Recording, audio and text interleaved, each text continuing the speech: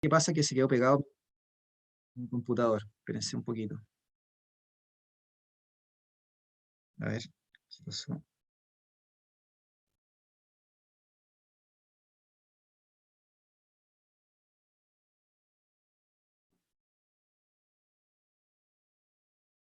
Ya, a todo esto les quiero comentar que las enzimas son proteínas, no se olviden. La biomolécula más importante de la biología, chiquillos, no son los genes o los ácidos nucleicos, ¿ya? Al menos en la actualidad, o lo que ha sido los últimos miles de millones de años, las biomoléculas más importantes de la biología son las proteínas, porque las proteínas son lo que conforma el mayor porcentaje en masa de peso seco de la célula. Recuerden que lo que más hay en una célula es agua. Ya sin agua no tenemos vida, obviamente, pero el agua es una molécula inorgánica. En cambio, las moléculas orgánicas fundamentalmente son de eh, cuatro grandes grupos, que son los azúcares o carbohidratos, las proteínas, ¿sí? Los lípidos o grasas y los ácidos nucleicos. Las proteínas serían un tipo de macromolécula orgánica, de molécula orgánica porque los aminoácidos son la unidad básica de esa molécula son las moléculas básicas de la proteína, quiero decir. Y estos aminoácidos cuando se juntan forman finalmente la proteína. Entonces, las proteínas, que son el mayor porcentaje en masa de las células, tienen funciones estructurales, pero también tienen funciones enzimáticas. Entonces, por eso les digo, si yo no tengo la enzima, no tengo metabolismo, y si no tengo metabolismo, no tengo ser vivo. Entonces, por eso es que la proteína es tan importante, porque si yo quiero hacer duplicación del ADN o de los ácidos nucleicos, si quiero fabricar un azúcar, un lípido o una grasa, necesito tener una proteína que hace la pega de ensamblaje. ¿Se entiende? Entonces, por eso les digo que la proteína es como la que la lleva a la hora de tener que establecer como importancia de estructuras a nivel de los seres vivos y de las células. ¿Saben? No sé qué le pasó al PowerPoint. Déjenme un poquito. No sé qué pasó. Que colapsó. Esperen un poquito.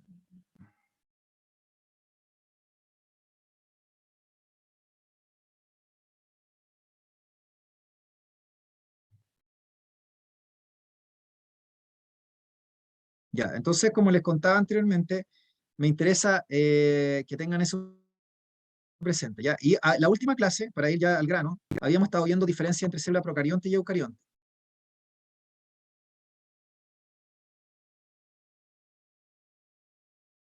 Y habíamos dicho, ay, no era esta clase, ¿verdad? A ver,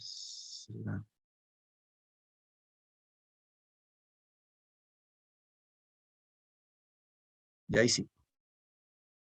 Habíamos dicho, ¿no es cierto?, que la célula procarionte y la eucarionte eran el modelo de células que existían en la naturaleza y que eran una clasificación eh, de las células en relación a la morfología, o sea, a un criterio anatómico. No era un criterio genético, no era un criterio, era un criterio solo de forma. O sea, alguien agarró las células y se puso a mirarlas al microscopio electrónico de barrido, obviamente, y ahí, ¿no es cierto?, se dieron cuenta de que existían diferencias morfológicas o estructurales que permitían agrupar a las células en dos grandes grupos, células procariontes y células eucariontes. Entonces las células procariontes corresponden a aquellas que carecen de membranas internas y de núcleo, y dijimos que ahí estaban las arqueobacterias y las bacterias verdaderas. Las bacterias y las arqueobacterias corresponden a grupos biológicos diferentes, porque tienen diferencias genéticas importantes. Así que una arqueobacteria no es lo mismo que una bacteria común y corriente, ¿entienden? Ya, por eso les conté hace unas clases atrás que evolutivamente nosotros nos encontrábamos más cerca de las arqueas o compartíamos más genes en común con las arqueas que con las bacterias, ¿ya? Pero en base a lo que es la clasificación de célula procarionte y eucarionte, básicamente las arqueas las meten en el mismo saco que con las bacterias comunes y corrientes. ¿Por qué? Porque si yo las miro al microscopio, sin comparar genes, sino que simplemente las veo al microscopio y veo su forma o su estructura, me doy cuenta de que son similares y que comparten la característica de no tener membranas internas ni tener núcleo, ¿de acuerdo? Mientras que si yo veo otro tipo de células, de otro tipo de organismos, como por ejemplo los hongos, o las plantas, o los animales, o los protistas, como los protozoos, o las algas, me doy cuenta de que la célula, ya sean organismos pluri o unicelulares, estén formados por una sola célula o por muchas células, son células que tienen morfológicamente o histológicamente membranas internas y que yo las miro al microscopio y tienen núcleo. Y eso es lo que me hace diferenciar una célula procarionte y eucarionte, la presencia de núcleo y de membranas internas, pero a un microscopio, lo que yo veo en el microscopio. Bueno, todo esto se sustenta también, obviamente, en la teoría celular, que postula que la mínima unidad de vida en la Tierra o de la biosfera es la célula, porque bajo la célula no existe la vida, lo que hay es materia inerte, ¿entienden? Entonces, la materia, lo que es vida como concepto, surge a partir de la célula o de la célula hacia arriba, como una propiedad emergente que no puede ser predicha por las partes, porque aquí es la suma de las partes es más que, o sea, el todo es más que la suma independiente de las partes, ¿entienden? Porque a medida que uno va subiendo de nivel de organización biológica, uno va teniendo que surgen propiedades complejas, como les dije, que no existían en los niveles anteriores. Entonces, del átomo se supone que uno pasa a la molécula, de la molécula a la macromolécula, de la macromolécula al complejo supramolecular y el organelo, y finalmente a la célula. Entonces, estos pasos que yo voy haciendo nos permiten predecir, por ejemplo, la propiedad de la vida que yo le estaba comentando, o la reproducción, que son propiedades que solo surgen con la vida. Entonces, la célula es la unidad estructural biológica de todos los seres vivos, la célula es la unidad funcional o metabólica, porque ya les dije que el metabolismo no existe in vitro, existe dentro de una célula, in vivo, o existe dentro de la célula, no en un frasco. ¿Ya? La célula es la unidad metabólica, donde están todas las enzimas y las rutas metabólicas. La célula es la unidad de origen, es decir, que todo organismo proviene de otro preexistente.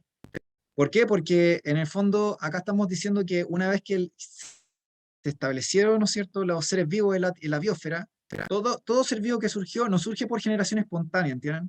Que eso se refutó. Fue una teoría que se refutó, ¿ya? Lo que existe es que si hay un ser vivo que aparece en un lugar es porque hubo otro que le dio vida, hubo otro que le dio origen. Por otra parte, la célula es la unidad genética de los seres vivos porque la célula es lo que transporta el ADN. Y eso es lo que se transfiere de una generación a la siguiente. El ADN es la molécula que contiene la información hereditaria que se transmite de una generación a la siguiente. Y se supone que esta información está contenida en esta molécula, en esta macromolécula del ADN. Y los genes, que son fragmentos de esta molécula, son los que finalmente se van a expresar como proteínas, que son los productos que finalmente permiten la constitución de un ser vivo. Porque ya les conté que las proteínas tienen un rol estructural, pero también tienen un rol enzimático o de micromáquinas. Y ya teniendo las micromáquinas, yo puedo sintetizar todas las otras moléculas que forman parte de los seres vivos. Azúcares, ácido nucleico, grasa, lo que sea.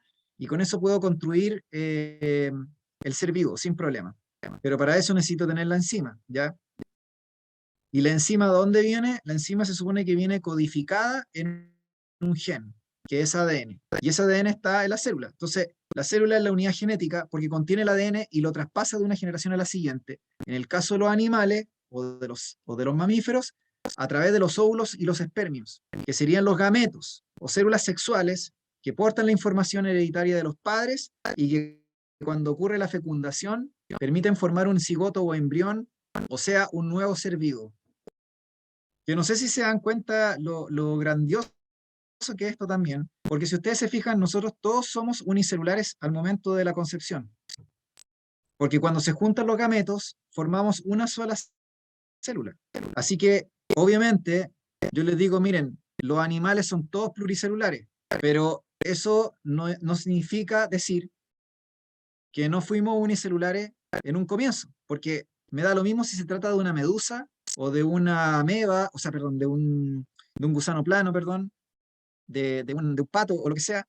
Partimos de una sola célula, de un cigoto o embrión unicelular que luego, ¿no es cierto?, prolifera y forma una masa de células que va a dar origen al embrión, ¿ya? Pero en el fondo la unicelularidad está como en la base también del origen de la vida, si nosotros provenimos de la unicelularidad. Ahora, la célula eucarionte se entiende también en este árbol que se origina a partir de la célula procarionte, porque la célula eucarionte surge en algún momento de la historia geológica de la Tierra como consecuencia de condiciones ambientales, ¿no es cierto?, que se dan en ese momento y que propiciaron su aparición, y de un fenómeno evolutivo que se generó en algún momento de la historia, que se conoce como la endosimbiosis, y que permitió la emergencia de esta célula procarionte. La célula eucarionte, perdón. Y la célula eucarionte, habíamos dicho en la última clase que era una célula compleja, de gran tamaño, eh, que tenía, ¿no es cierto?, la capacidad de, eh, te- tenía respecto a la información diploidía, vale decir que tiene dos copias de la información, porque aquí estamos entendiendo que la célula eucarionte en general contiene información de dos progenitores, no como la bacteria, que se caracteriza por ser una célula que solamente tiene una copia de la información, o haploidía que se le llama con H, porque no proviene de la unión de gametos, porque la reproducción sexual no existe en las células procariontes. Entonces, la célula procarionte, la diferencia más fundamental es que no tiene núcleo, carece de núcleo, ya les dije que era un criterio morfológico, carece de endomembranas o membranas internas, pero además tiene solo una sola molécula de ADN o solo una hebra de ADN circular, y solo se reproduce asexualmente, por fisión binaria. ¿Por qué? Porque no tiene la facultad de hacer reproducción sexual. Y esto es súper importante, chiquillos. Súper importante entenderlo, porque fíjense bien, las bacterias, la única forma de generar variabilidad es a través de errores en la replicación del ADN. La otra forma sería inducir mutaciones aleatorias como consecuencia de algún agente ambiental que aumentara los errores de la copia del ADN. Pero naturalmente, de manera espontánea, eh, la enzima que copia el ADN de la bacteria,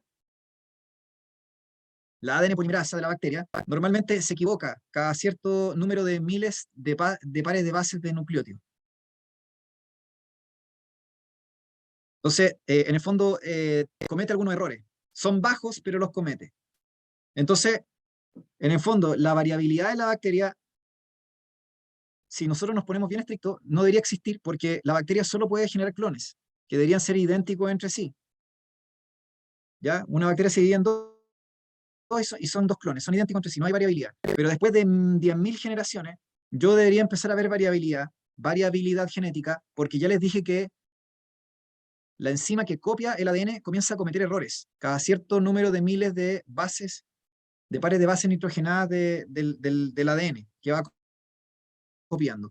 Si a eso le agregamos factores ambientales mutagénicos, la variabilidad puede aumentar, pero se vuelve aleatoria, ¿entienden? Y ocurre en una proporción baja. Pero con la célula eucarionte ocurre algo maravilloso, chiquillos, porque fíjense que la célula eucarionte introduce a la evolución la variabilidad por sí misma, porque la reproducción sexual involucra generar gametos, y el proceso de generación de gametos involucra un proceso de variabilidad inducida biológicamente por sí misma, que es la meiosis.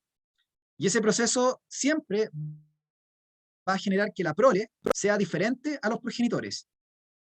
Entonces, este mecanismo de reproducción sexual es la revolución es la revolución en la biosfera, ¿se entiende? Porque cuando apareció, ¿no es cierto?, esta célula eucarionte hace aproximadamente no sé, más de 1.500 millones, 1.000 millones de años de antigüedad, cuando aparece las primeras células eucarionte o el primer organismo eucarionte, después, a poco andar, aparece la reproducción sexual, y la reproducción sexual induce y mete, ¿no es cierto?, de manera intencionada la variabilidad genética. Por lo tanto, es como haber apretado el acelerador de la evolución. ¿Por qué? Porque ahora la descendencia siempre va a ser distinta a los progenitores. Y recuerden que la base de la evolución se encuentra en la variabilidad de la población. Para los que van a dar biología electivo, la evolución, ¿no es cierto?, que este cambio gradual o este cambio que va ocurriendo en las poblaciones, específicamente en la genética de las poblaciones, obviamente se alimenta de la variabilidad que existe en ella. Si yo no tengo variabilidad, la evolución está comprometida. Entonces, una de las formas que permite que se generen cambios en las poblaciones es justamente la tasa de cambio que tienen o la variabilidad que tienen los seres vivos. Entonces, esto ocurre gracias, como les decía, o se ve potenciado, ya sea por las mutaciones o en este caso, de manera directa, por la reproducción sexual. Así que la célula eucarionte o los organismos eucariontes le metieron el acelerador a la evolución. ¿Ya? Bueno, ¿qué más les quería contar? Estuvimos diciendo también que las células eucariontes tenían un metabolismo aeróbico estricto. Eso se explica porque solo cuando las condiciones de la Tierra fueron favorables para la aparición de esta célula, esta pudo existir. En condiciones anaeróbicas, o sea, sin oxígeno, anaeróbicas, estas células no podían prosperar. Entonces, hubo que esperar, ¿no es cierto?, que las concentraciones aumentaran para que pudieran prosperar estas células, ¿ya? Fíjense que la otra cosa que no está aquí implícita es la pluricelularidad, porque la pluricelularidad no existe en la célula procarionte. Las células procariontes o bacterianas y también las arqueas tienen la facultad de formar colonias. Tienen la facultad de formar colonias, pero no pueden formar un tejido. ¿Se entiende? Un tejido. Entonces, la capacidad de formar pluricelularidad y formar un organismo, eso surge con las células eucariontes. Entonces, ahí es un gran hito también el surgimiento de la pluricelularidad, que fue más tardío en la historia geológica de la Tierra y la evolución. Es otro gran como contribución que aporta la célula eucarionte, la pluricelularidad. ¿Ya? Entonces, todo esto lo estuvimos diciendo en la última clase. No sé si hay alguna duda, consulta o comentario, chiquillos, de esto, para pasar a lo de organelos.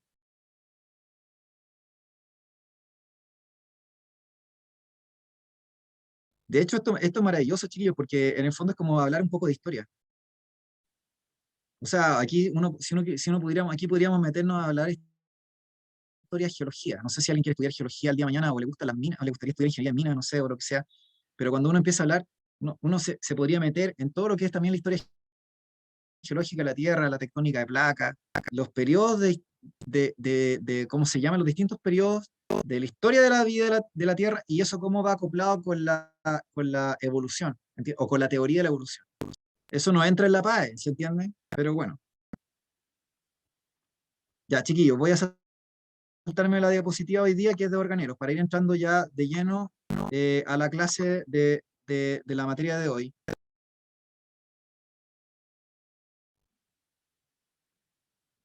Entonces, no se olviden, hay que aprenderse la diferencia entre célula procarionte y eucarionte, ojalá de memoria. Hay varias cosas que tienen que saber de la célula procarionte y eucarionte, así como lo habíamos dicho anteriormente.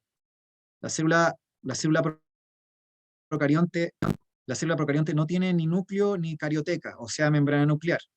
No tiene organelos membranosos o endomembranas, lo que significa que no tiene compartimentalización funcional. ¿Sí? O sea que todas las vías metabólicas ocurren en un mismo sitio, o la gran mayoría de los procesos. En cambio, en la célula eucarionte hay una compartimentalización estructural y funcional, porque hay ciertos procesos metabólicos que ocurren en ciertos lugares específicos de la célula o en ciertos organelos. Eso para mejorar la eficiencia del proceso y la eficiencia energética también de la célula. Por otra parte, la célula procarionte carece de citoesqueleto verdadero. ¿Por qué? Porque carece de microtúbulos. En cambio, el eucarionte sí tiene un citoesqueleto verdadero, o una red de fibras proteicas. Ya les conté que las proteínas tienen función estructural y enzimática. Son como las funciones como más importantes. Bueno, tenemos muchas más funciones. Las proteínas funcionan también como transportadores de membrana, como receptores de hormonas, en fin, tienen muchas otras funciones también, pero me refiero que como la más, así como importante, sería la función estructural y la función enzimática, ¿ya? Entonces, tienen citoesqueleto verdadero las células eucariontes, todo se encuentra enganchado y hay un transporte celular finamente regulado que también depende del el citoesqueleto. Dijimos que la célula procarionte es haploide, tiene solamente una copia del ADN, una sola molécula de ADN, circular, y tiene también algunos elementos genéticos móviles que se llaman plásmidos. ¿Ya? Esos son como genes de interés que las bacterias pueden compartir entre sí, entre la misma especie y entre especies diferentes. ¿Ya? O sea, igual son locas las bacterias, ¿ya? A través de un mecanismo que se llama conjugación bacteriana. Las bacterias pueden intercambiar genes de interés. Entonces, ahí tenemos como los amalles de lo que podría haber sido a futuro la reproducción sexual. Como que la bacteria trató de hacer amalles así, ¿ya?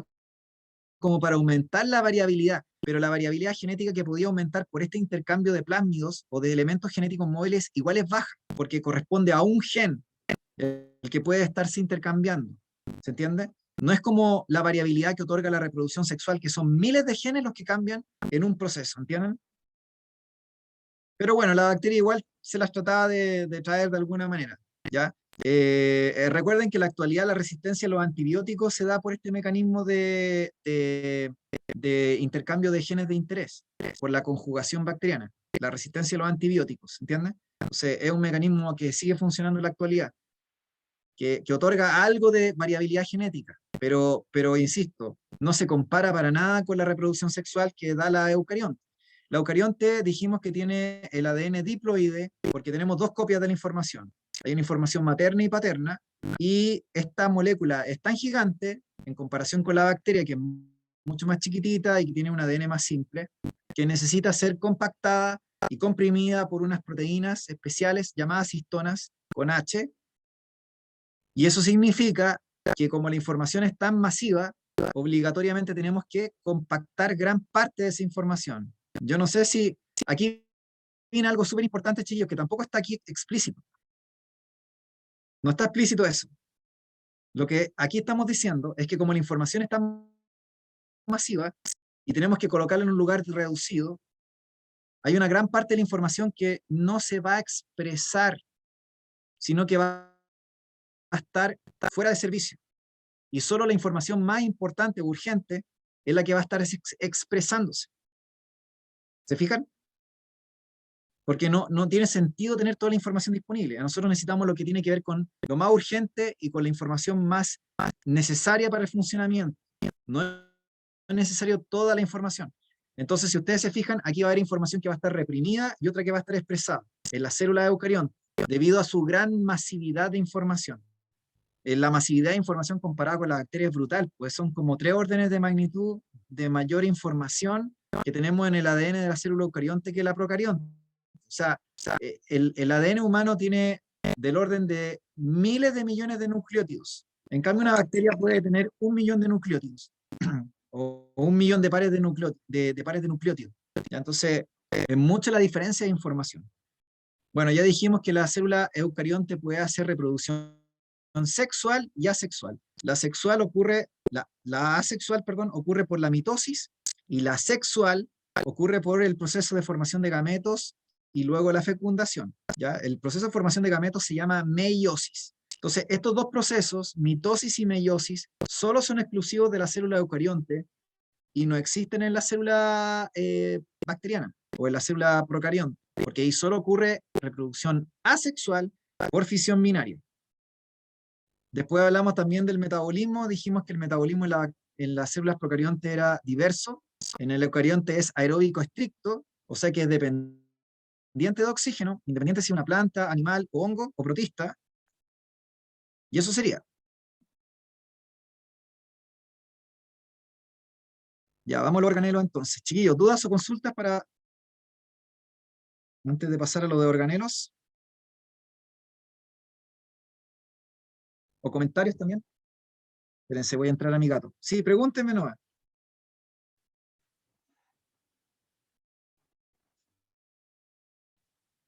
Ya, sí, pregunta. Emily. Sí, respecto a la información que se reprime, ¿eso solamente queda ahí y no pasa nada? ¿O qué pasa con esa información? No, esa información se supone que se tiene que expresar cuando la célula lo tenga que necesitar. Entonces, se supone que hay un proceso que no le mencioné y que a propósito de su pregunta es bastante tingente, que es lo siguiente. De hecho, creo que lo tenía aquí, pero no sé por qué. Espérense, era esto de aquí. Ya, esto.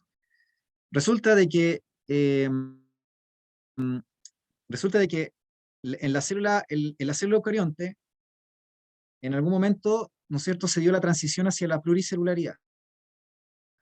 Entonces, a medida que fue ocurriendo la historia evolutiva, ¿no es cierto?, biológica, se fue agregando información, ¿no es cierto? Fueron apareciendo nuevos genes y nuevos procesos, ¿ya? Entonces, cuando nosotros tenemos la formación de un cigoto o embrión, se supone que la información genética debería estar toda disponible para su expresión, para ir expresando todos los genes. Pero a medida que va ocurriendo un proceso llamado diferenciación celular, se supone que en la formación del embrión, me estoy refiriendo, lo que está ocurriendo es que la célula comienza a expresar y reprimir de manera diferencial la información que tiene. ¿Para qué? Para ir formando tipos celulares específicos que van a llegar a la formación de tejidos en el contexto de la pluricelularidad. En el contexto de un unicelular, por ejemplo, una ameba, pensemos, no sé, un protista, un paramecio, que es un organismo unicelular eucarionte, claro, ahí la información, entre comillas, se va expresando, reprimiendo en relación a las necesidades de la propia célula. Si requiere de algún gen en particular, va a tener que descomprimir esa información y expresarla. Pero la información a que me refiero que es más necesaria siempre es, por ejemplo, los genes que tienen que ver con la síntesis de los ribosomas. Los ribosomas, que lo voy a pasar ahora, son organelos responsables de la síntesis de proteínas, por lo tanto son fundamentales. Si usted no los tiene, no tiene célula. Entonces, si yo quiero eh, pensar en un gen central que siempre tiene que estarse expresando, voy a pensar en esos genes, por ejemplo. O voy a pensar en los genes de la respiración celular, en los genes que codifican para las proteínas o las enzimas responsables de la respiración celular, sobre todo del proceso de oxidación de la glucosa, que es universal y que está presente en todos los seres vivos, desde las bacterias hasta las células humanas. Entonces son genes universales y son procesos universales que yo requeriría que siempre los genes estén funcionales o que se estén expresando. También algunos genes relacionados con el transporte a través de la membrana, por ejemplo, o ciertas proteínas de la membrana celular. Entonces, hay procesos que son como demasiado importantes y que van a estar siempre expresándose esos genes, y hay otros que a lo mejor no van a ser necesarios, sobre todo cuando yo aquí estoy hablando de la formación de un animal, por ejemplo, de un pluricelular, donde se va generando el proceso de diferenciación celular. Vale decir, yo voy haciendo que a medida que la célula va dando origen a células por división, por división asexual, por mitosis, la célula eucarionte me refiero, el embrión, las células comienzan a expresar o reprimir en relación a los factores ambientales del entorno o a los productos que las mismas células van produciendo, van expresando de manera diferencial la información. Y eso hace que se formen los distintos tipos celulares que van a formar después los distintos tipos de tejidos y órganos que forman parte de los animales, por ejemplo. Entonces ahí usted entiende que en una neurona la expresión de los genes no va a ser igual que la que existe en una célula de la piel, en una célula epitelial, por ejemplo, de la palma de mi mano. O la expresión de los genes que ocurren en la célula muscular, por ejemplo, del músculo esquelético que permite mover mi dedo pulgar. Porque son distintos tipos de tejidos con distintos tipos de tipos celulares que hicieron una expresión diferencial de la información. Y eso lleva a que estas células, cuando ya están completamente diferenciadas, hay parte de la información que ya nunca más van a volver a expresar, porque la bloquearon completamente y se volvieron solo específicas de una función y de una cantidad de genes en particular.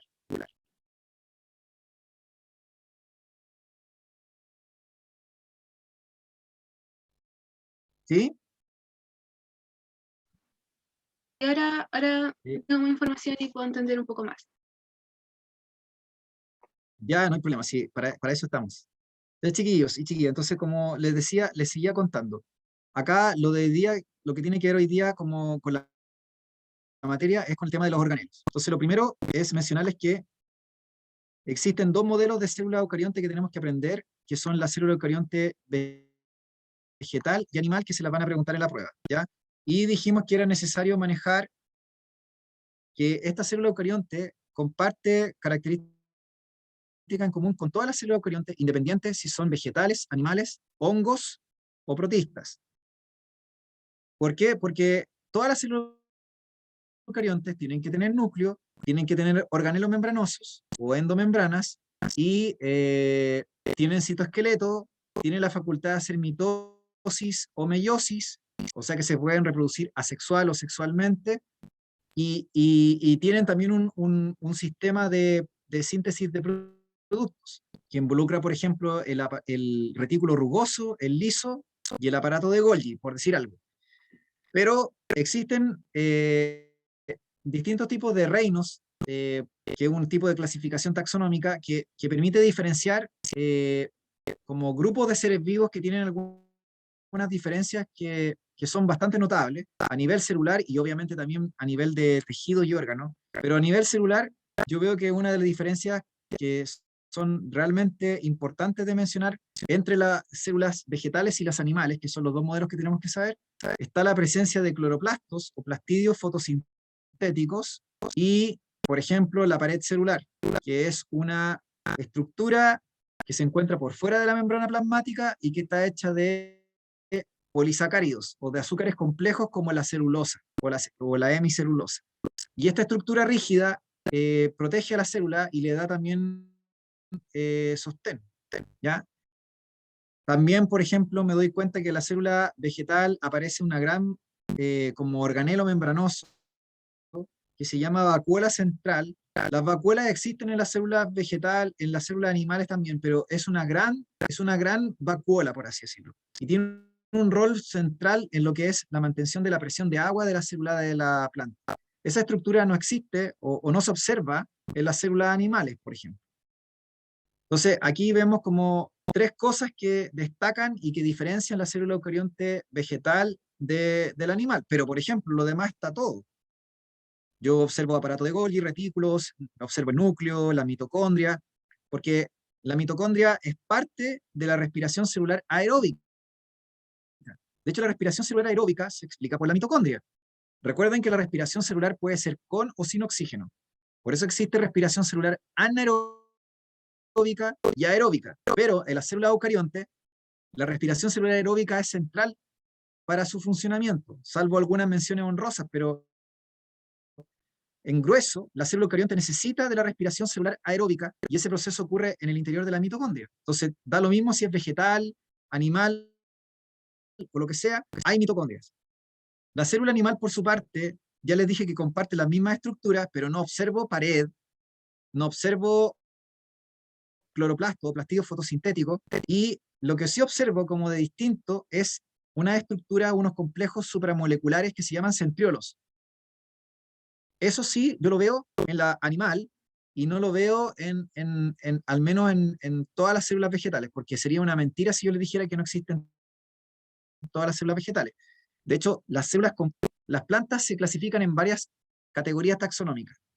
Y hay una clasificación, un tipo de clasificación o de tipo de plantas, que son las plantas con flores o angiospermas. Esas plantas sí tienen centriolos. porque vendrían a ser la versión más sofisticada del reino planta. El reino planta tiene la versión más sofisticada, o más pro. Las plantas con flores, los frutos, son la versión pro evolutiva del reino vegetal. O sea, ellos se llevan como ya...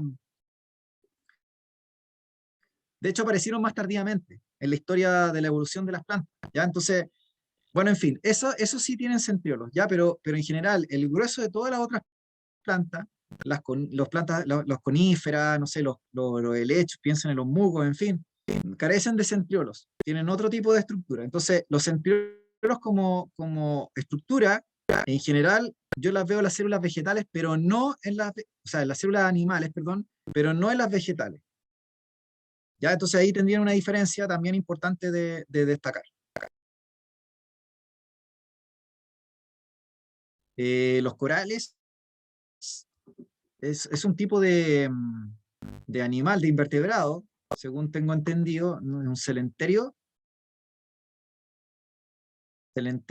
nidario.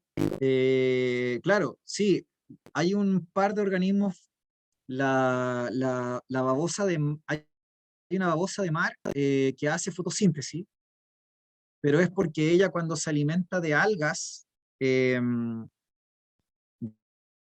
en su dieta, incorpora los cloroplastos o los plastillos de las algas que consume y logra que se almacenen en su cuerpo, y luego estos plastidios,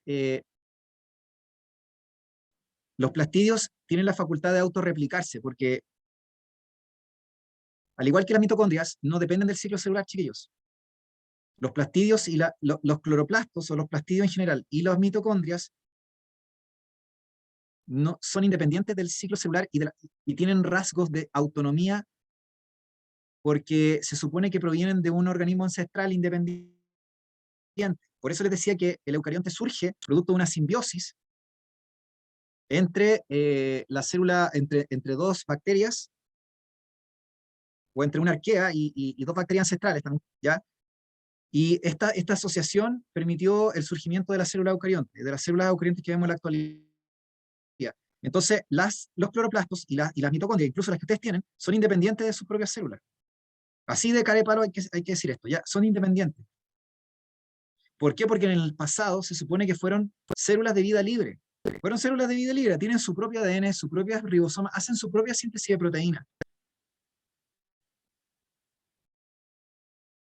¿Se entiende? Así que sí, me parece que hay algunos tipos de organismos que hacen fotosíntesis, pero es como una consecuencia de que incorporan cloroplastos o plastidios de protistas o de algún tipo de organismo vegetal, ¿ya? Pero no porque ellos lo hayan, no porque ellos lo tengan, ¿se entiende? O contengan los genes necesarios para la síntesis de eso, sino que se los roban en el fondo de manera oportunista a alguna especie, ¿ya?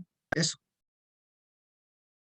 Ya, entonces, como les contaba anteriormente, la célula animal se diferencia de la vegetal en que carece de plastidios, carece de pared, no tiene una gran vacuola central y obviamente tiene estas estructuras que le dije que se llaman centriolos, que no las tiene tampoco la mayoría de las células vegetales. Ahora, este mapa que ustedes ven aquí es un mapa que vendría a ser como una especie de resumen o síntesis de los organelos o estructuras que ustedes deberían manejar para efectos PAE, ¿ya? Siempre en un plano general, obviamente, no en un plano específico, en un plano general. Y acá tienen una clasificación que no es es una clasificación de EMRE, no es de biología celular, ¿ya? Esta no es una clasificación de biología celular, no es una clasificación de universidad, es una clasificación de EMRE. La clasificación de EMRE clasifica a los organelos de las células eucariontes, de vegetal o animal, en dos categorías, los membranosos y los no membranosos. Los no membranosos son complejos supramoleculares, vale decir estructuras fundamentalmente hechas en base a proteína, estructuras fundamentalmente hechas en base a proteína, por lo tanto son estructuras sólidas y compactas o que tienen una forma particular o específica. En cambio, los membranosos son organelos que poseen una membrana biológica, una membrana de fosfolípidos, una membrana lipídica en cuyo interior hay agua y enzimas. Ya está ocurriendo un proceso específico dentro de esta bolsa membranosa, ¿ya? Entonces los membranosos son lo que clásicamente uno en un libro de biología entiende como organelos. Los organelos son como estos sistemas de membranas internas que tiene la célula eucarionte, vegetal, animal, hongo, lo que ustedes quieran, que se encuentran dentro de la célula. Y ahí está el núcleo, la mitocondria, el cloroplasto, los retículos, etc. ¿Ya? Es un sistema, son estructuras que están hechas por membranas biológicas. En cambio, lo que sería el organelo no membranoso, finalmente es un complejo supramolecular. Vale decir, cuando yo tengo varias macromoléculas o proteínas que están articulando y construyendo una estructura que va a cumplir una función. No sé si se entiende la diferencia, chiquillos.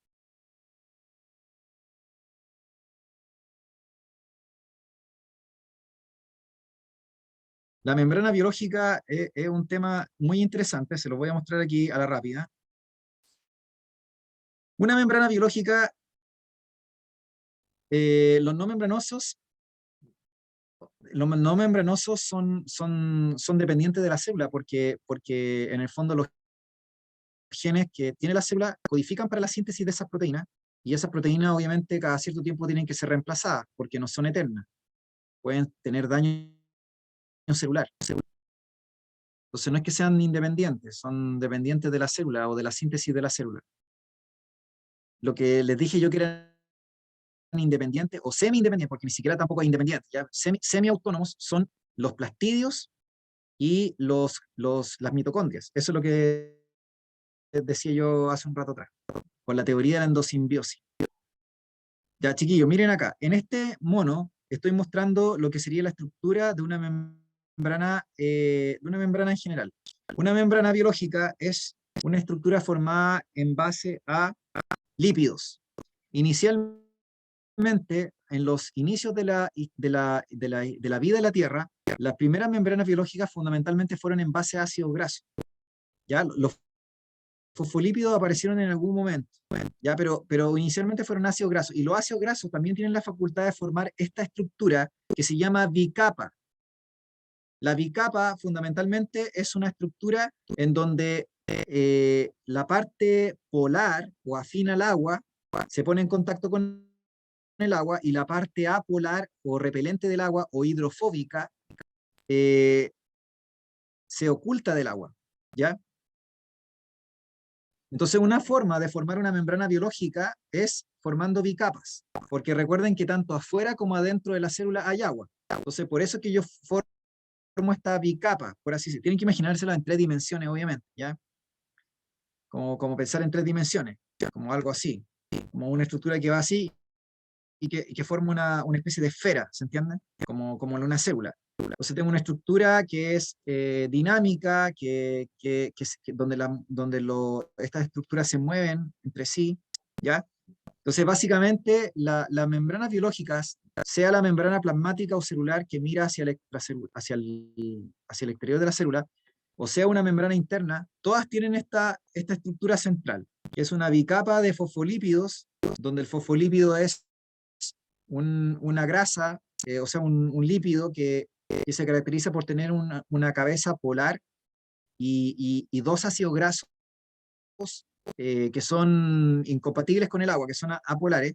Recuerden que el aceite no se mezcla con el agua, ¿ya? Y estas estructuras tienden a formar, como les dije, esta bicapa, ¿ya? Y entre medio de esta bicapa se colocan proteínas, entre medio. Entonces se hace una estructura que es bastante móvil, que es bastante dinámica, porque no es estática, y que finalmente forma estas membranas biológicas que yo les menciono. ¿Ya? ¿Se entiende? Acá hay mucha más información que me están mencionando, ¿ya? Pero en fin, no va al caso de lo de hoy día, de lo que quiero mencionar. Que los fosfolípidos pueden girar en torno a su eje, se pueden mover de un lado para otro, dependiendo de su estructura también pueden ocupar más o menos espacio.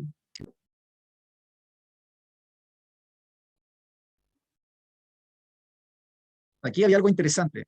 ¿Sabían ustedes cuál es la forma en la cual yo puedo identificar la clasificación paleontológica lógica de los fósiles, sobre todo cuando yo encuentro fósiles blandos o evidencia fosilizada de organismos blandos, porque no es lo mismo un hueso de un animal o de un dinosaurio que se mineralizó, por ejemplo, sino que yo estoy hablando de organismos aún más antiguos en la historia de la vida de la Tierra. O sea, seres vivos que de repente uno no sabía muy bien cómo clasificarlos porque tenía la forma del mono o la impresión, y a lo mejor quedaron algunos como indicios de lo que puede haber sido la composición orgánica del animal, ¿se entiende? Que está fosilizado, pero no me quedó ninguna estructura blanda, por así decirlo, o algo que yo pudiera decir, mira, esto es un animal, ¿ya? Entonces, una de las formas de saber si estamos en presencia de un animal es buscar colesterol, porque el colesterol no existe en ningún otro reino excepto en el animal, ya sea vertebrados o invertebrados, chiquillos. Las membranas celulares tienen colesterol, sobre todo la membrana plasmática. Por lo tanto, a la hora de clasificar bioquímicamente a un ser vivo como animal o perteneciente a otro reino, está algo tan simple como buscar el colesterol.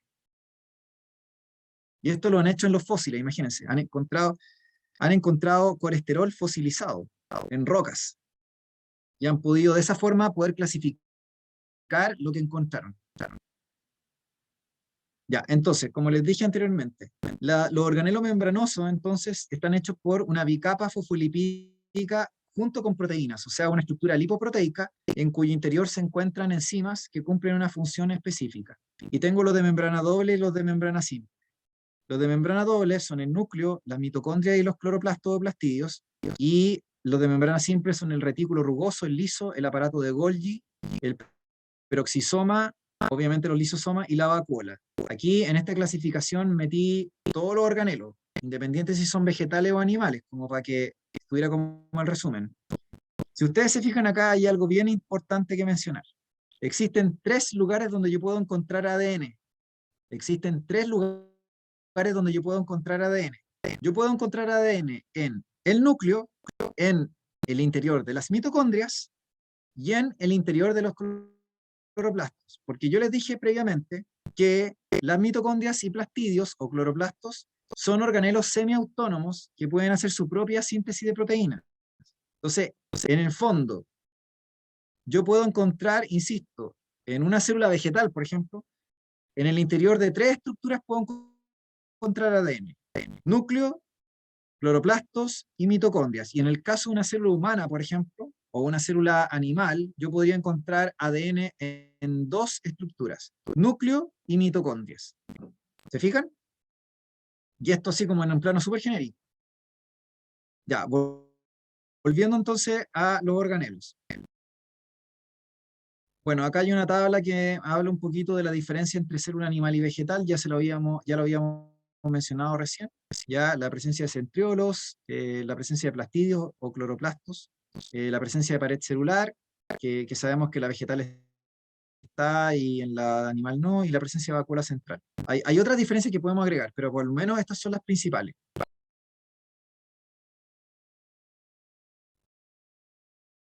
Ya, ¿qué les gustaría, saben que me alata decir, qué les gustaría a ustedes, qué les gustaría que hablara de esto, para no dar la lata de hacer un discurso?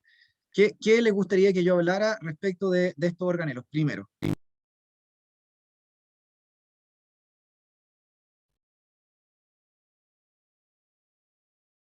chiquillas, chiquillos, ¿qué les gustaría que hablara primero de esta estructura? ¿Y membrana doble? Ya, los de membrana doble, ¿alguien más?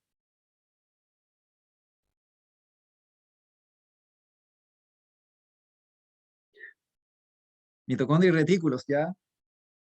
Esos son también de membrana, hay uno de membrana doble, ya, muy bien. Cilios y flagelos, ya. Chuta, todos distintos.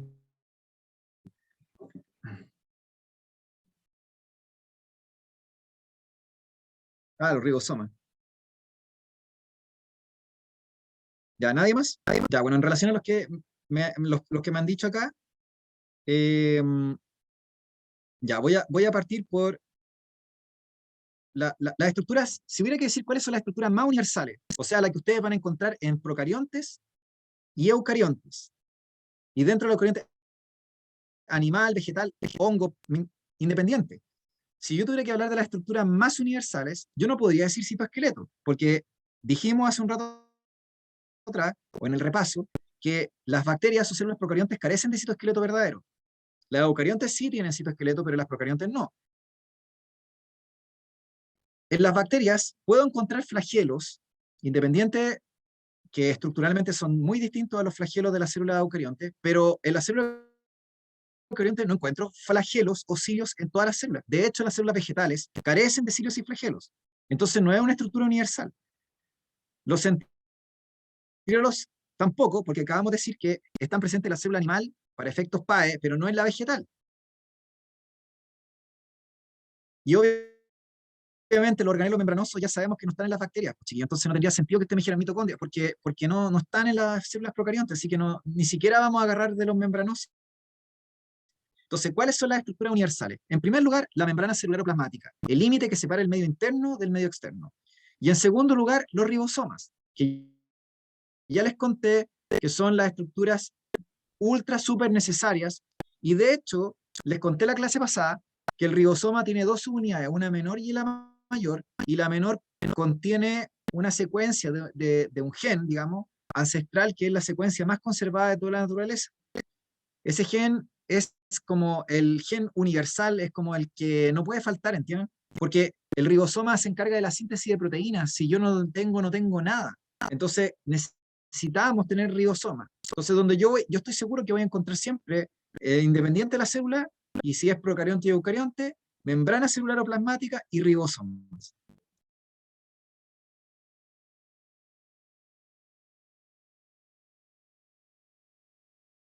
Ya, chiquillos. Entonces, los ribosomas, voy a tomar el ribosoma, eh, y luego de ahí vamos a retomar lo de membrana. Sí, es verdad, la parte del citoesqueleto es complejo, ¿ya? Voy a retomar sin falta ya, el ribosoma, que sería la estructura más universal. Entonces, esa es pregunta para, pues chiquillos. O sea, en el fondo es como si yo les preguntara, ¿qué estructura yo veo en común entre bacterias y... ¿Qué tiene en común una bacteria, un espermatozoide y una célula cardíaca? ¿O qué tiene en común una levadura, una célula de la planta, una célula de planta y un espermatozoide? No sé, por decir cualquier cosa. En el fondo una pregunta DEMRE, ¿se entiende? Una pregunta PAE. Entonces, usted tiene que decir, mire, ¿qué cosas tienen que tener? Tienen que tener, obviamente, ribosoma. Bueno, uno dice, pueden tener, tienen que tener ADN, también lo podría decir, ¿sí? O tienen también membrana celular o plasmática, ¿se entiende? Entonces, lo que yo quiero que entiendan es que el ribosoma es un complejo supramolecular que está formado por ARN ribosomal y por proteínas, por polipéptidos, por proteínas, y esta estructura tiene como una función enzimática. En el fondo es como una especie de enzima gigante. Es como una especie de enzima gigante. Es como un complejo multienzimático. Y este complejo enzimático tiene como función leer la información genética y transformarla en proteína. Por lo tanto, ellos son los encargados de hacer la síntesis de proteínas a partir de la información que se extrajo del ADN. Porque el ADN, que está en el interior del núcleo de la célula, lo que tiene que hacer es, uno tiene la información que ya les dije que no está comprimida, sino que está factible de lectura, y de esa información lo que uno hace es una copia pirata, una copia temporal de inferior calidad, como usted quiera decirlo, ¿ya? Esa copia pirata y temporal se llama ARN mensajero. De hecho es como el más típico, que alguna vez a lo mejor de alguno de ustedes lo ha escuchado.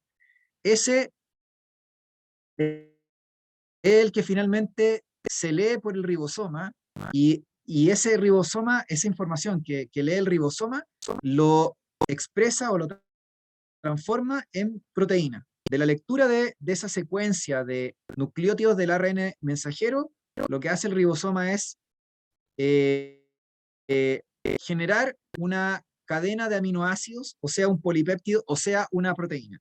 Por lo tanto, lo que yo le estoy relatando es el dogma central de la biología, que en el fondo es que del gen yo paso a un ARN y del ARN paso a una proteína. Y por lo tanto aquí el protagonista es el ribosoma. Es el protagonista aquí, ¿entienden? Porque él hace la equivalencia, él hace la equivalencia entre el lenguaje genético y el lenguaje de las proteínas. Él hace la equivalencia, ¿entienden? Entonces es demasiado importante. Por eso es que tenemos tantas veces repetido el gen de los ribosomas en nuestros cromosomas, porque en el ADN, porque es un gen central. Es tan importante como la de la respiración celular, o los genes de la respiración celular, es demasiado importante. Porque si yo quiero fabricar una enzima, que es una proteína con funciones catalíticas, necesito tener un ribosoma. El ribosoma es el que va a permitir la síntesis de esa enzima. ¿Se entiende? Entonces, el ribosoma es muy importante. Exacto, Andrea.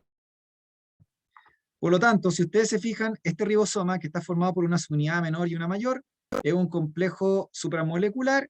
Se supone que se fabrica mayoritariamente en el interior del núcleo, en una zona que se llama el nucleolo. Por lo tanto, si hubiera que decir dónde se fabrica el ribosoma, habría que hablar del nucleolo, que es una zona dentro del núcleo de la célula eucarionte donde está ocurriendo expresión de genes, o sea, donde está ocurriendo lectura del ADN y se está formando ARN en un proceso que se llama transcripción, ¿ya? Entonces, ese proceso de expresión donde se están formando los ARN, incluido el ARN ribosomal, ese proceso ocurre en el nucleolo. El nucleolo es la zona del núcleo donde está ocurriendo expresión genética, donde está pasando del ADN, la información del ADN, la información está pasando al ARN.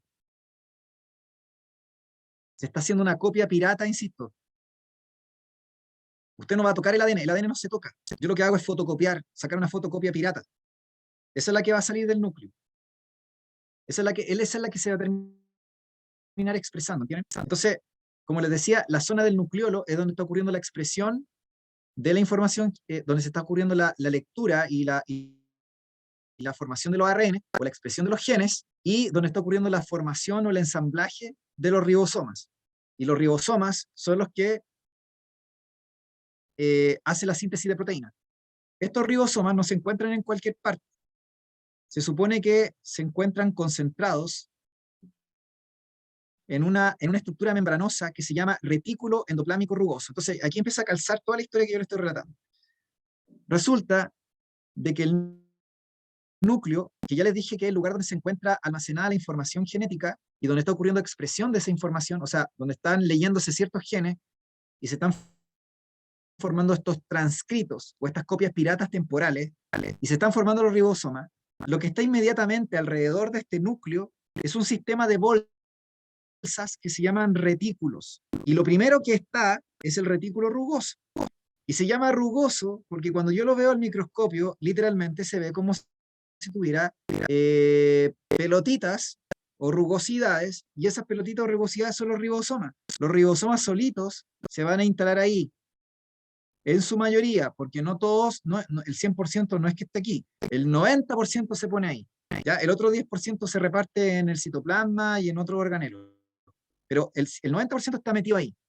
Entonces, si ya les conté que el ribosoma se encarga de la síntesis de proteínas, entonces tiene mucho sentido decir que la síntesis de proteínas mayoritariamente ocurre en el retículo rugoso, porque es el lugar donde se van a instalar estos traductores. ¿Se entiende?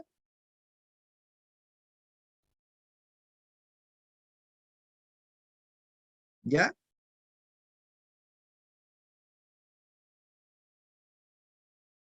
Entonces, si ustedes se fijan, chiquillos, tiene bastante sentido, ¿ya? Y como les decía, eh, entonces yo aquí esto empiezo a ver como una especie de continuidad, porque el núcleo como que está conectado con este sistema de retículos, el que a su vez se conecta a otras estructuras. Entonces yo veo como una cierta continuidad, como funcional, por así decirlo, o como estructural. Igual como si fuera una cadena de producción o de ensamblaje de algo, ¿entienden? En una especie de fábrica. Ya, entonces, a petición de los demás, me habían pedido recién lo del citoesqueleto y los cilios y flagelos, ¿ya? Y también los organelos membranosos. No vamos a alcanzar a ver todo hoy día, además que hay varios que se cayeron, entonces ya, voy a mencionar entonces Silio y Flagelo me dijeron y ya, vamos avanzando. Entonces, como le estaba contando recién, lo que dije fue hablar de lo que eran los ribosomas, ¿de acuerdo? Dijimos que el ribosoma, ¿no es cierto?, era el encargado de la síntesis de proteínas. Y este ribosoma era una estructura universal. Y les conté que los genes que permiten la formación del ribosoma son los más conservados de la naturaleza. No han tenido grandes mutaciones a lo largo de la historia evolutiva porque probablemente las mutaciones de algo tan sensible causan la extinción o la muerte de la célula o del animal o de lo que haya sido. Por lo tanto, se han mantenido en el tiempo, sin variaciones o con variaciones mínimas. Entonces, el ribosoma les conté que se encuentra en el retículo rugoso. Y el retículo rugoso les dije que estaba en relación al núcleo, el cual en el fondo estaba expresando información, porque el gen estaba disponible para ser leído, es decir, libre de histonas o de proteínas de condensación, se leía y se copiaba en forma de ARN mensajero, que es un ácido nucleico que solamente copia el gen de interés que nos interesa a nosotros, y que le dije que es una copia pirata temporal. Esa copia pirata temporal avanza hacia el retículo rugoso. En el retículo rugoso se encuentran los ribosomas, los cuales, ¿no es cierto?, lo que van a hacer es sintetizar proteínas.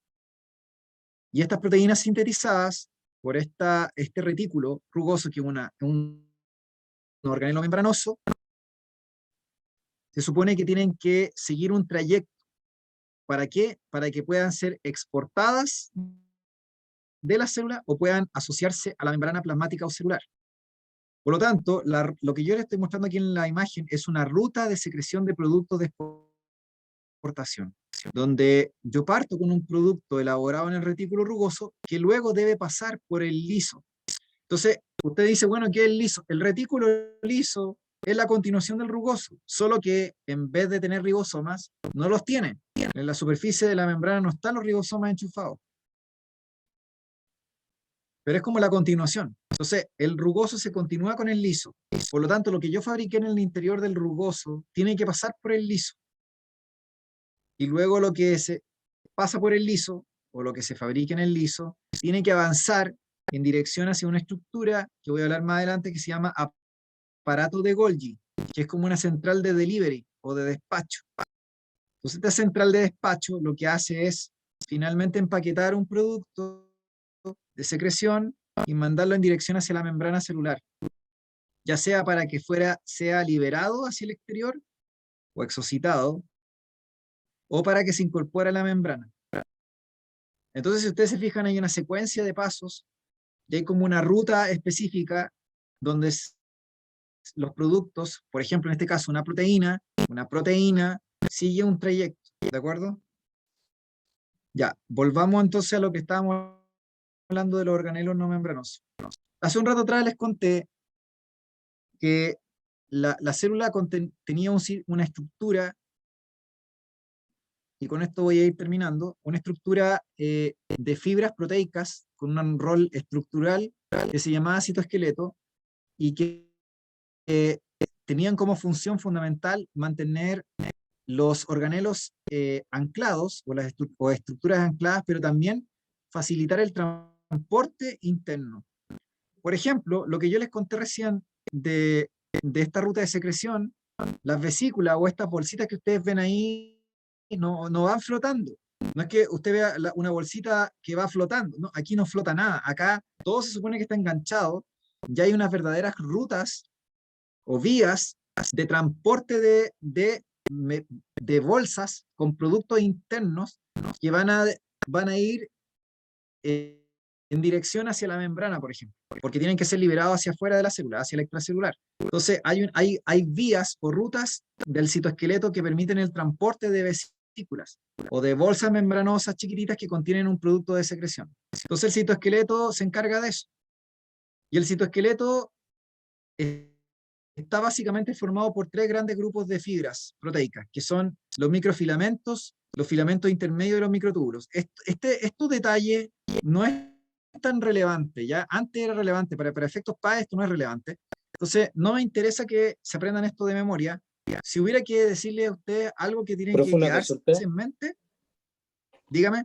Y, y para condiciones de PDT, si lo tenemos que considerar, por ejemplo, que nos pregunten alguna diferencia con estos microfilamentos o microtúbulos, por ejemplo, no sé, en qué participan, ¿puede salir como algo tan específico en la PDT de invierno? No, tampoco en la PDT tampoco les van a preguntar eso, que es muy específico. Eh, lo que sí tienen que saber es que el citoesqueleto, ¿para qué sirve? Y dentro del citoesqueleto, si hubiera que a lo mejor aprenderse algo así, entre comillas, sería la función de los microtúbulos, porque son lo más importante. Ya les conté que las bacterias no los tienen, o las células procariontes, y estos microtúbulos son los que permiten la formación del uso mitótico o el uso meiótico en la división celular de la célula eucariota, vale decir en la mitosis y en la meiosis. Entonces, por eso son tan importantes. Y la otra cosa es que los microtúbulos participan en la formación de cilios y flagelos de la célula eucariota. Entonces, tienen un rol demasiado importante en la división celular y en el movimiento y transporte interno de la célula. Entonces, por eso sería la única como fibra proteica que valdría la pena tener una noción, por así decirlo, pero las otras cosas no. Así que no se preocupen por eso. Igual, yo les voy a mencionar como someramente como algunas como cosas generales, que solo para que tengan una idea nomás, no por PAE ni por PDT, ¿ya?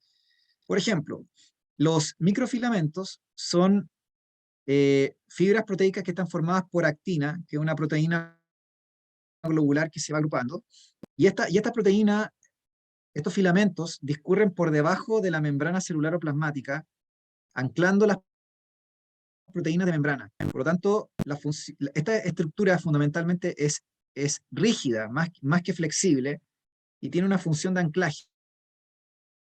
Igual que los filamentos intermedios, que están hechos de queratina y que son fibras que participan en la interacción con proteínas que están uniendo células vecinas entre sí, lo que permite darle resistencia y tensión a los tejidos. O sea que los tejidos, donde cada célula se une a la vecina y por lo tanto existe una cierta resistencia al tejido y también una cierta impermeabilidad. Entonces, lo que es anclaje entre células y lo que tiene que ver con uniones intercelulares tiene que ver con los filamentos intermedios, ¿ya? Respecto de los microtúbulos, ya les dije que eso sí que quizás sería lo único que uno podría como buscar que quizás alguien tuviera una idea más como presente, porque ya les dije que esto sí tiene que ver con la mitosis y la meiosis. Entonces, el microtúbulo está formado por proteínas que se llaman tubulinas, las cuales se van juntando por un proceso de polimerización, y estos microtúbulos sí tienen la facultad de elongar o de acortarse. Por lo tanto, aquí yo puedo ver que hay una cierta modificación de su longitud.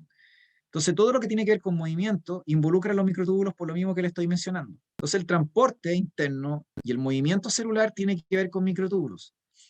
Entonces, en general, el citoesqueleto, claro que da forma y sostiene a la célula, pero el desplazamiento de los organelos tiene que ver con microtúbulos fundamentalmente, y la división celular, y por supuesto lo que tiene que ver con movimiento celular. ¿Ya? Em, Y respecto de los cilios y flagelos, también esto no es como importante tampoco que lo sepan, solo saber que el cilio y el flagelo son como prolongaciones de la membrana, son protrusiones de la membrana plasmática, que ya les dije que está hecha de una bicapa lipoproteica y de fosfolípido.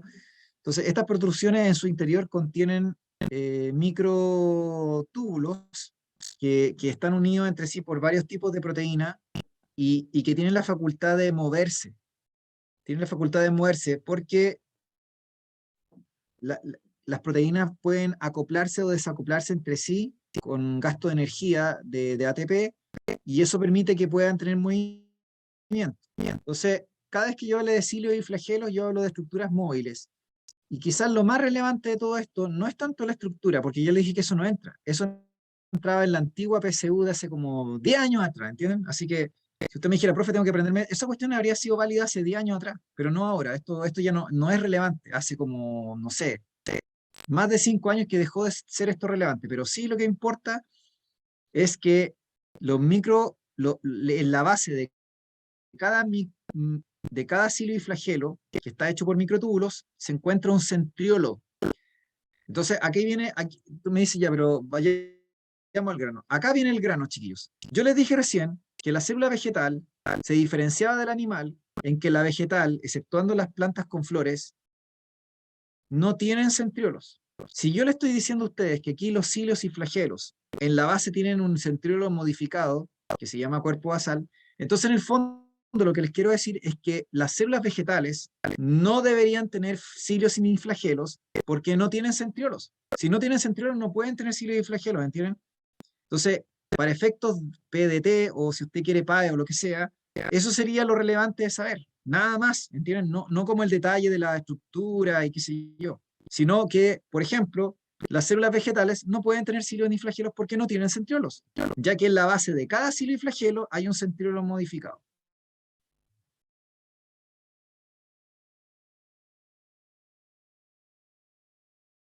Ahora, la otra cosa también, por ejemplo, es que eh, hay una adaptación celular que entraba en la antigua PSU y creo, no sé si en la PDT a veces como que lo ponían como, o en la prueba de transición que hubo como que podía estar o no estar ese concepto, ya, pero lo menciono, es que existe una adaptación celular en donde las células forman pliegues también de la membrana, pero en su interior no se colocan microtúbulos, sino que se colocan microfilamentos.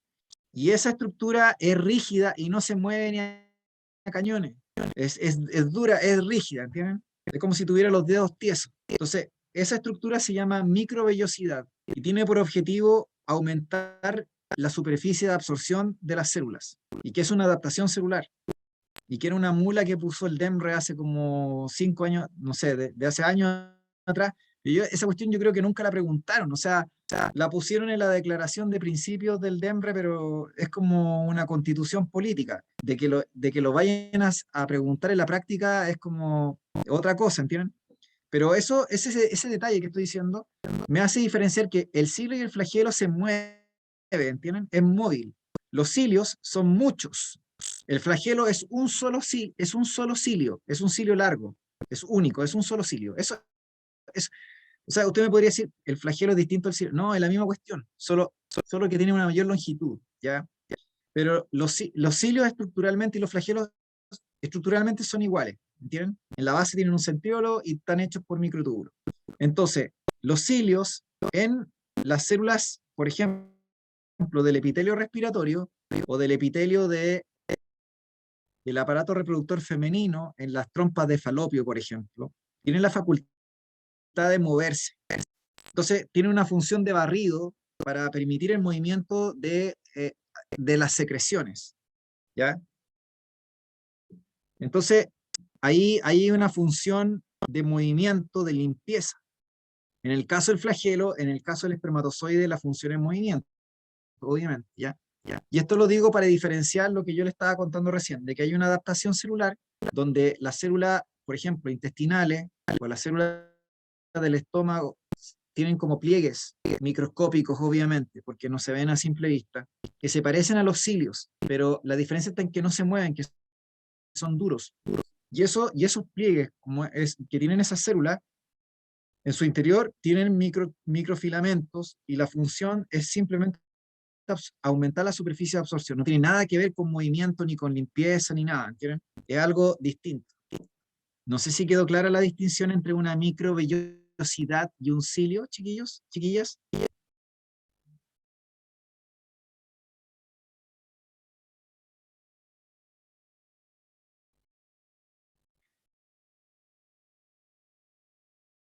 Ya, perfecto.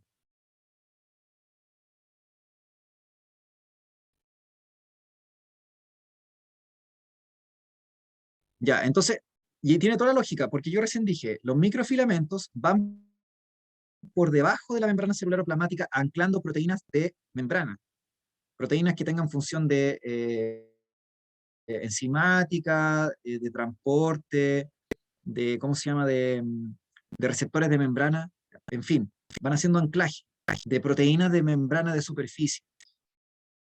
Entonces, son rígidos, no son móviles, ¿entienden? Entonces, si yo tengo una forma de una célula que es específica, como la que yo le estoy contando, y que no tiene movimiento, sino que es una forma, entonces, imagínense las células intestinales como si tuvieran el pelo de Bart Simpson, no sé cómo explicarlo, son, entonces tú dices, tienen esa estructura y es rígida, va encima, está hecho por microfilamentos. Pero si yo tengo algo que se mueve, tiene que tener microtúbulos, necesariamente, y obviamente eso ocurre con gasto de ATP, de energía. Entonces, las células vegetales no tienen cilios ni flagelos porque carecen de los centriolos necesarios para poder hacer esta estructura. Ahí tienen otra diferencia entre célula vegetal y animal. La ausencia de centriolos, o sea, la ausencia de cilios y flagelos. ¿Qué es lo que son los centriolos? Los centriolos son centros que ensamblan microtúbulos. O sea, que tejen y destejen microtúbulos. Son como rodamientos, que lo que hacen es polimerizar las tubulinas y permiten hacer síntesis de fibras de microtúbulos. Las células vegetales tienen algo parecido a esto, una estructura que se llama el COMT, o Centro Organizador de Microtúbulos. ¿Ya? Pero en fin, es una estructura parecida, no es lo mismo. ¿Ya? Por eso les digo que la célula vegetal no tiene centriolos, tiene otra cosa. Entonces, los centriolos, como les dije, cuando están debajo de un cilio o un flagelo se llaman cuerpo basal, y es un solo centriolo. Pero cuando yo hablo de como los centriolos comunes y corrientes en el fondo, o el centrosoma, que ya un par de centriolos, yo estoy hablando de la estructura que teje y desteje microtúbulos en lo que tiene que ver con la formación del uso mitótico o el uso meiótico, perdón, que son estas fibras como de cables que enganchan los cromosomas y que luego permiten que se desplacen a los polos de la célula. Entonces, estos rodamientos lo que hacen es tejer y destejer microtúbulos, sobre todo específicamente en el proceso de división celular, ya sea en la mitosis o en la meiosis. Entonces, ¿las plantas pueden hacer mitosis y meiosis? Sí, porque, como les dije, tienen otra estructura que hace esta pega. En cambio, la célula animal, se supone que yo tengo estos centriolos específicamente hechos para formar estas fibras en el proceso de mitosis y meiosis. Cuando yo tengo un par de centriolos se llama centrosoma, ¿ya? Nuevamente, la estructura da lo mismo, chiquillos, esto no es PAE ni PDT, no, esto no entra, ¿entienden? Lo que tienen que entender es como, insisto, ¿dónde está el centriolo? En la célula animal. ¿Para qué sirve? Para formar el uso mitótico o meiótico, o sea, tiene un rol en la división celular, ya sea la mitosis o la meiosis de la célula eucarionte, y puede permitir la formación de cilios y flagelos. Punto, con eso estamos listos, ¿ya? No tienen que saber más, ni la estructura, ni nada más, ¿entienden? Es muy simple. No sé, pues, imagínense que yo les pregunto, ¿qué pasa si yo les doy a una célula animal una droga que degrada los centriolos?